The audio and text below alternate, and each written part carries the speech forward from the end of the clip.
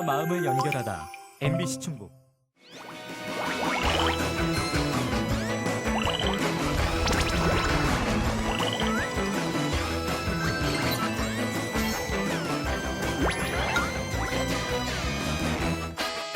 오늘 회의 정리는 언제까지 돼요?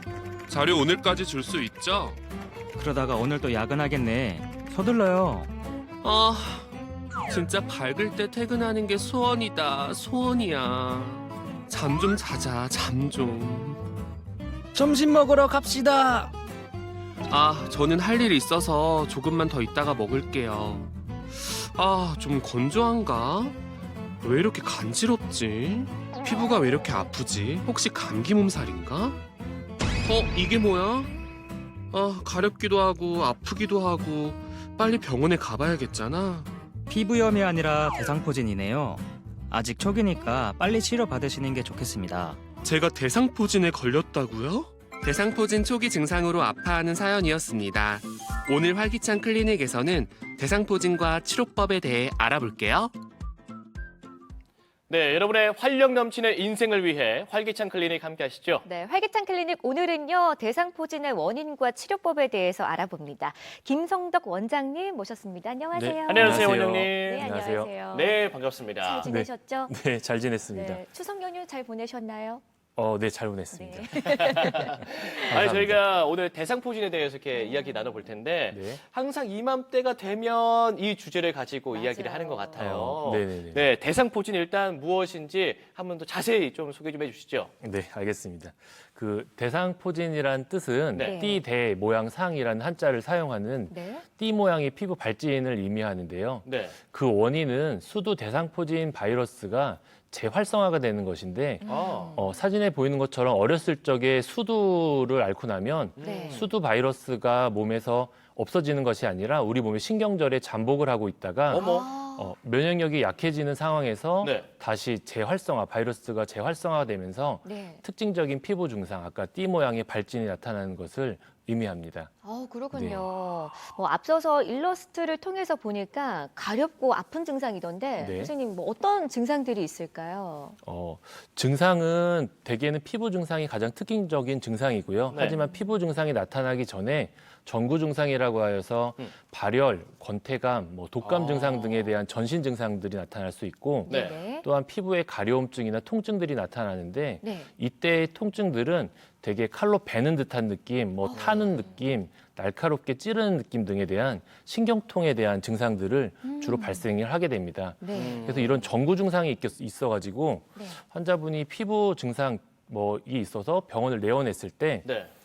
전구 증상은 있는데 피부 증상이 없으면 의사 선생님이 놓칠 수도 있습니다. 진단을. 네. 놓칠 수도 있고 네. 이후에 통증이 계속되는데 피부에 발진이 생겨가지고 다시 내원을 하게 되면 아주 쉽게 또 진단이 될 수도 있고 한 질환이기 때문에 환자분들께서는 피부 증상이라든지 임상 증상을 좀 유심하게 살펴볼 필요가 있습니다. 그렇군요. 그러면 이 피부 병변의 이제 특징에 대해서 저희가 좀 궁금한데요. 네. 그러면 대상자의 연령이나 혹은 뭐 면역력 차이에 따라서 다 다르게 나타납니까?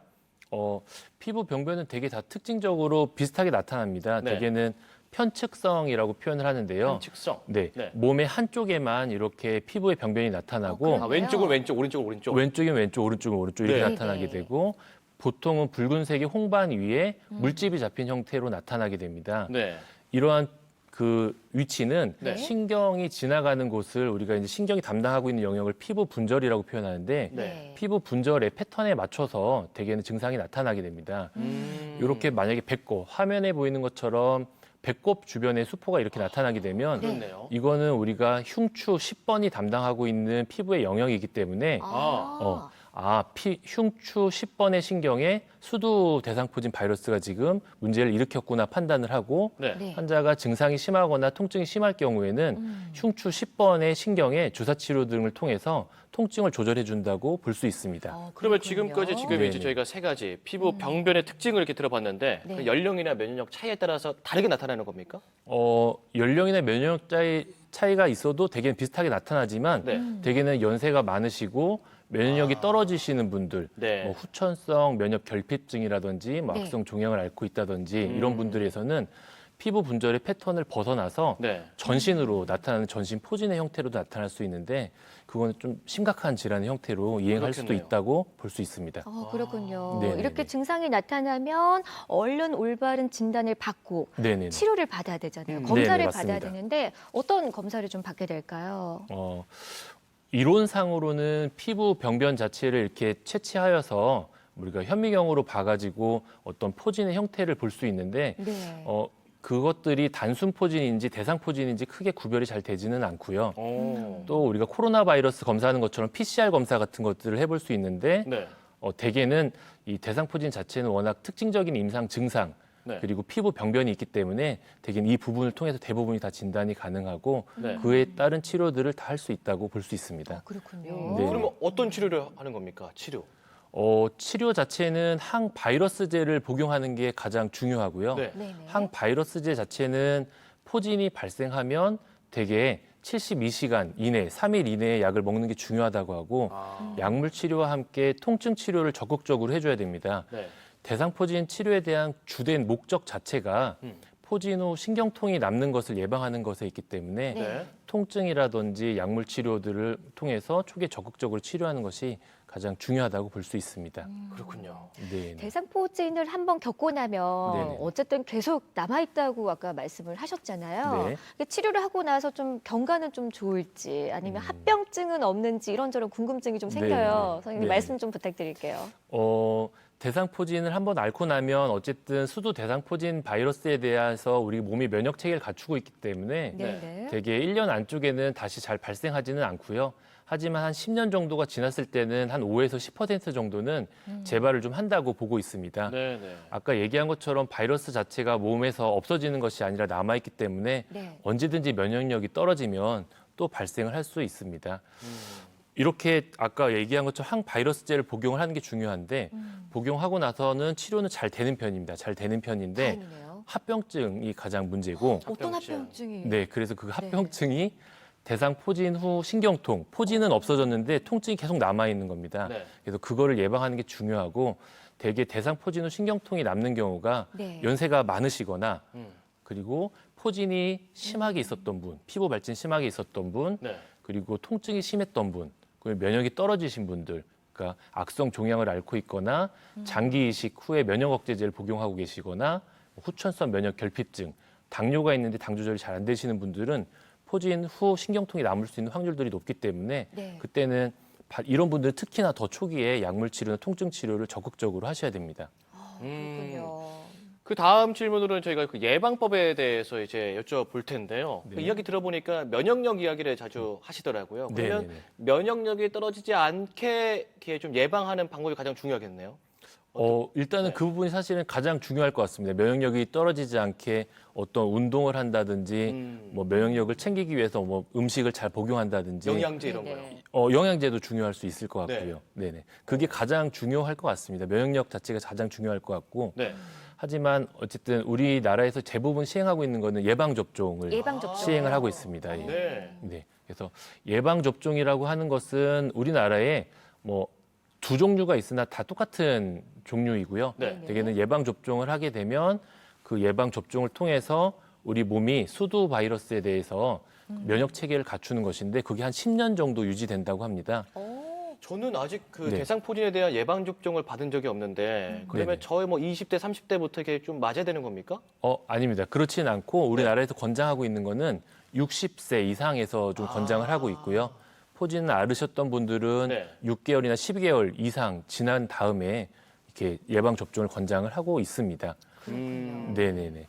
가장 문제가 네. 그 백신 지금 현재 맞고 있는 백신 바이러스 그러니까 예방 접종 자체가 생백신이라고 해서 살아있는 백신을 약하게 해서 주입을 하는 거라서 네네. 어떻게 보면 면역 저하자들이 제일 중요한데 네. 이분들이 못 맞고 있는 게 어떻게 보면 가장 큰 문제라고 볼 수 있습니다. 잠깐만요, 선생님. 그렇군요. 뭐 면역력이 좀 떨어지신 분들, 네네. 면역 저하자는 예방 접종이 불가능한 거예요? 네. 현재로서는 불가능합니다. 왜냐하면 살아있는 백신을 넣어주는 살아있는 바이러스를 네. 약하게 해서 넣어주는 거다 보니까 네네.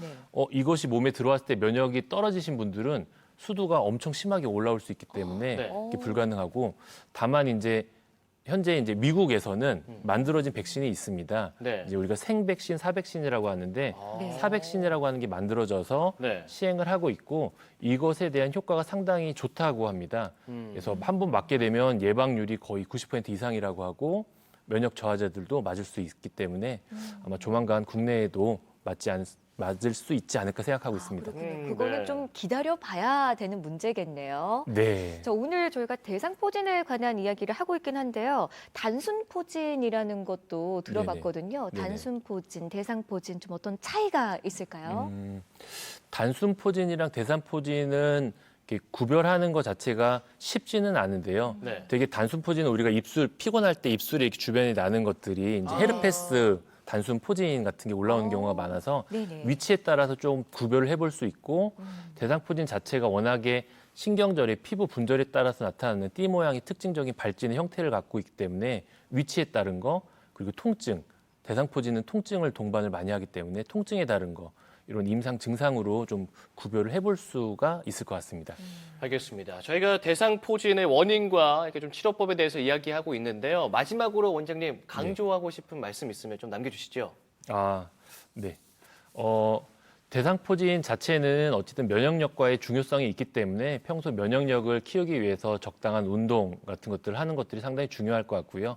우리가 코로나 바이러스로 인해서 2년 넘게 마스크를 사용하고 있어서 각종 세균이나 바이러스에 대한 면역력들이 많이 낮아져 있을 겁니다. 따라서 대상포진이 발생할 수 있는 확률도 있고 포진 후에 신경통으로 갈 수 있는 확률도 높기 때문에 대상포진이 발생을 한다라고 하면 초기에 적극적으로 약물 치료, 통증 치료를 하시는 길을 권해드립니다. 네. 알겠습니다. 자, 오늘은요, 대상포진의 원인과 치료법에 대해서 이야기 나눠봤습니다. 네, 함께 말씀 나눠주신 김성동 원장님 고맙습니다. 고맙습니다, 원장님. 감사합니다.